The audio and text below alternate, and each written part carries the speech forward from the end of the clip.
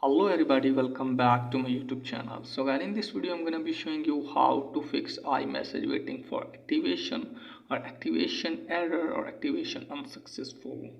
Okay guys, if you try to turn this on and it's showing here error, so let me show you. Here it's showing here error waiting for activation. Then I'll show you how can you fix it. Just simply you have to close this page, and firstly you have to open setting, then scroll it down. From here just simply tap on general, scroll it down all the way, tap on shutdown. Just simply you have to turn off your device and then turn it on again, and then check whether your form has been fixed or not. And once it is there guys, then you have to open setting and just simply you have to turn on aeroplane mode at least for the 60 seconds and then turn it off again.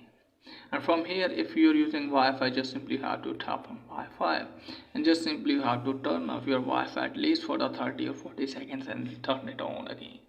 And then go back from here and just simply you have to tap on mobile data. If you're using mobile data, you have to turn off your mobile data, and then after 1 minute just simply turn it on again and then check out the form has been fixed or not.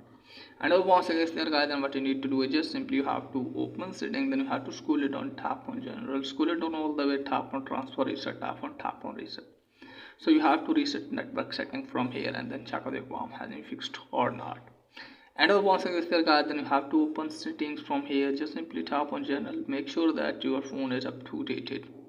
If your phone is not updated, just simply you have to update your phone to the latest version and then check out the form has been fixed or not.